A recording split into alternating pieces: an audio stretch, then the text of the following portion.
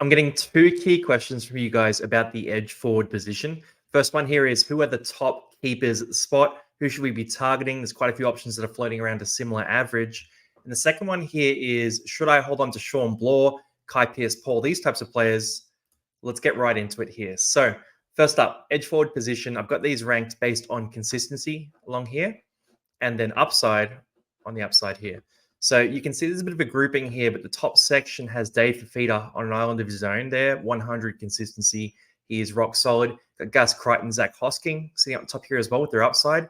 Hosking, very limited sample size. We'll talk about that when we get to him. I believe he's ranked number 6 or number 7. Then you've got a grouping here where you've got guys like Jaden Sewer, Jacob Preston. We've got Nanai, Katoa. We've got Barnett, Lucas, Nakora, these types of players.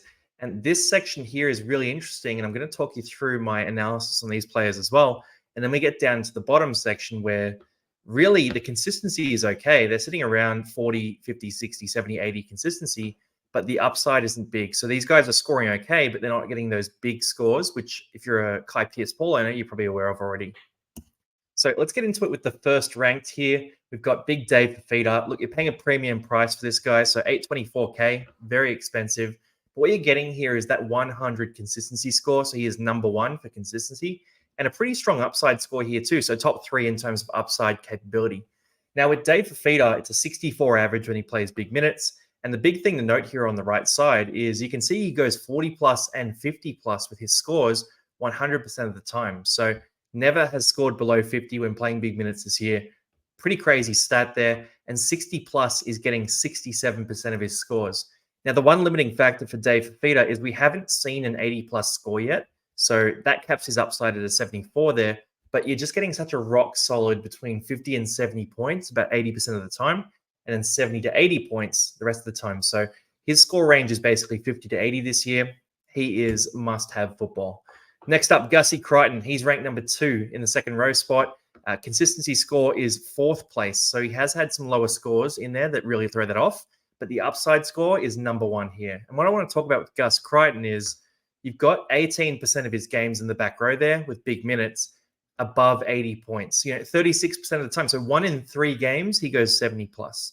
Now, that's pretty different to Fafita, where it's 22% of those games. Gus Crichton's 36%. So his upside score is a lot higher than Dave Fafita's, whereas Fafita is more consistent. So 40 plus, 50 plus, Fafita is at 100%. Gus Crichton's only going 50 plus 64% of the time. 1 in 3 games, he goes under 50. So you factor that in, you're going to get some lower scores from Gus Crichton, but you're also getting these big upside games, and the average works out about the same with a 62.5. You're also getting a 100K discount on Gus Crichton. So they're 2 really good options. 86 is his buy score, whereas Fafita is 86.8. So very close, very similar. If I was picking one this week, I would go Dave Fafita because Gus Crichton, you saw that little neck knock he caught last night at Origin. I'd be targeting Fafita. I think he's a safer option. Gus Crichton, let's see how he comes out of Origin first, and let's wait till next week. All right, next up here, and this is the beginning of Tier 2. So these options are super valid, and they're guys you can go for if you can't afford those top guys or if you want an edge back row on your bench as well. So Jaden Sewer is the first one here. 77 is his buy score. It's a pretty big drop. So you go from 86 here with Gus Crichton to 77 with Jaden Sewer. Third place, there's quite a few guys in this section I want to talk to you about as well. But his average is only a 49 when he plays those big minutes. He's priced at a 43 with 605K. So you're getting really good value on him. But is this the time of year that you want to focus on value? It really does depend on your team's roster makeup.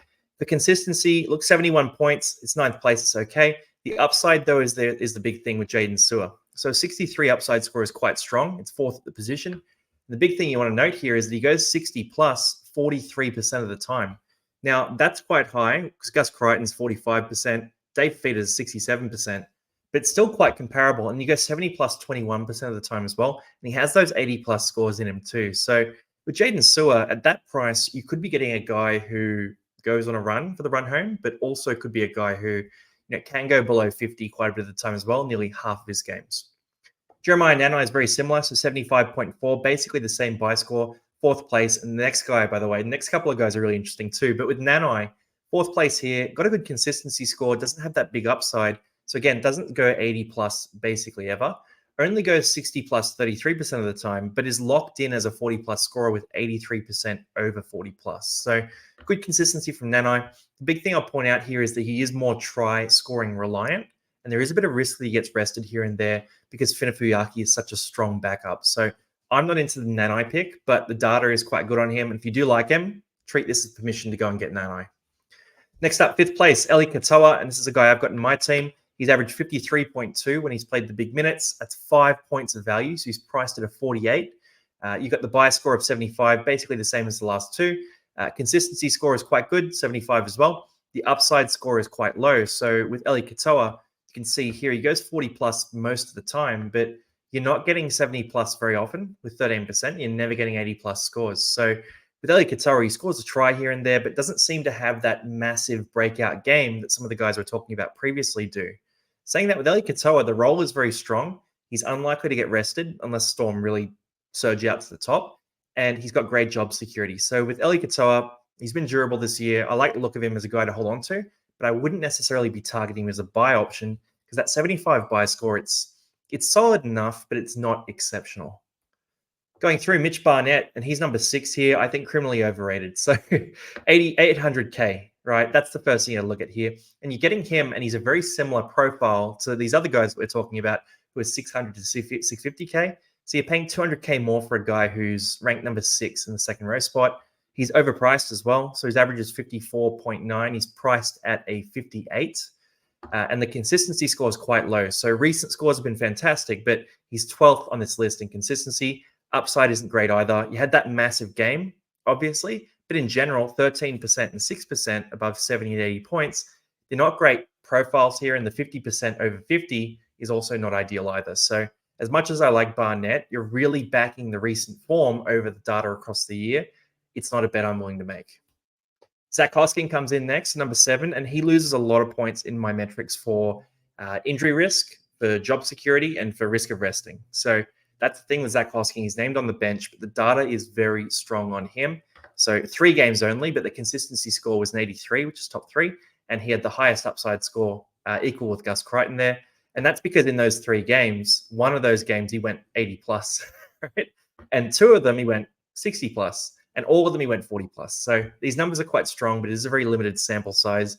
If he comes out and plays big minutes this week, maybe earns a starting spot again, or looks like he's going to get 60 to 70 minutes off the bench, at 691K, you could do a lot worse. It is very risky, though. That's why he is a 71 in his buy score.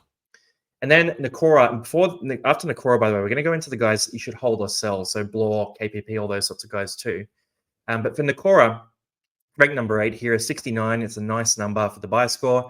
His consistency and upside are both quite low, so ranked about 12th in those 2 metrics. And you're seeing here, right, he only goes 40 plus 2 in 3 games, and you're not getting any 80 plus games. So you get those low games out of Nakora, especially without Nico Hines, and you don't really get the huge upside games to make up for that. So again, as much as I like Nakora, I like the run of buys he had. I recommended him as a buy about 3 weeks ago. I think now at 734K, he's a guy I would be steering clear of and betting against pretty confidently. Right, so coming back to the groupings here. So looking at that list, and I'm going to talk about Preston and a few of these other guys as well in a sec, but this is the top echelon here. So Gussie, Crichton, and Dave Fafita. Crichton for that upside play, Fafita for consistency, which you wouldn't think that, but in fantasy, that's how that works. And then Hosking is that option if you don't mind a bit of job security risk, and if you think that he can forge out some minutes. You've then got this group here. So Sewer actually comes out really strong in the data. Preston comes out good too, and we'll talk about him in a sec as well. But then you got that Nanai, Katoa, that sort of group here. What I'll point out here too is you see a lot of low upside options down the bottom here. So, and by the way, Kaloma Tangi, these types of players, they're talked about in the middles video, so check that out. I've posted that already. But KPP, Isaiah Papali'i, Sean Blore, John Bateman, Cheekham, these guys, they're not getting those big scores, right? So the upside play on these guys is really low. It just means with KPP, you're not going to get 60 plus out of him basically ever. And you haven't basically ever this year. And you do have some risk with those lower scores. So I think you could make a case for someone in this area for being a buy where they're really consistent. They go 50 plus basically every week. But you can't make that case if they're scoring low, but not really getting the high scores to make up for it. Nat Butcher as well, no job security, right? So really good upside and really good consistency, but just hasn't been sort of locked in that Roosters forward pack. Point out some guys here too. So Hudson Young, Preston, and Whitehead, they're not terrible options. Preston has a buy score a bit lower due to injury risk and job security challenges. Hudson Young, the stats aren't all the way there. So again, he was an option through the buy period, not a keeper option. I'm saying a pretty firm no to Lucas, Butcher, Bateman, Wilton, Cartwright, Isaiah Papali'i. And then I want to take you through Kai Pearce-Paul and Sean Bloor here as well. So for these guys, Kai Pearce-Paul first. He's ranked number 16, so we've jumped ahead quite a bit. But a 54.3 buy score. Consistency is pretty good. So top 9 in consistency, he's right in there. The upside is a 10, which is out of 100, not out of 10. So he is very, very low on upside metrics. With him, 586K, it's not a bad price. He's a lot worse than a Jaden Sewer, though. So you're only going 50 plus 57% of the time, and you are never getting 70 plus scores. Factor that in, it just means that there's no upside to this pick. And he has pretty poor job security too with Dylan Lucas on the bench. So I'd be probably steering towards selling Kai Pearce-Paul sometime soon. Not desperate to do it because he can get some scores, but he is not a keeper. Same thing with Sean Bloor, and you can make a few cases here, but for Sean Bloor, it's a 44 average when he gets the minutes. He's a bit of value, so he's priced at a 39 with 542K. It's a good price. If you're super poor, and if you don't have a lot of money in your fantasy side, then you can keep Sean Bloor as a bench guy and, try to make that work. But in general, the buy scores are 51. The consistency is quite low. The upside's quite low. And you can see this here. He's only going 50 plus in 14% of his games. That's dreadful. That's really not enough for you to warrant keeping this guy. The one Hail Mary play you could make that's really subjective is you could say, hey, you know what? Cam Munster comes back in 2 weeks. He's going to save the day, and Sean Bloor is going to transform. He's going to hit all these attacking stats. Tyron Wishart hasn't been feeding him the ball. You could make that case, and you could make a subjective argument towards holding Sean Bloor. I just don't know if I'm willing to buy into it. At the price, it's not that much of a risk, but if you have the cash to move and you can get a real gun, I think you have to move Sean Bloor on. Anyway, that is our edge second row rankings. So just a quick recap, this is the grouping. Let me know if you like these videos, guys. Let me know who you're going to be targeting as your edge second row keepers. And make sure you check out all the other videos. It's part of a big series that I'm doing where I'm going position by position, ranking all these spots and talking about these players in a lot of depth. So hopefully I see you guys in the next video. Good luck this week.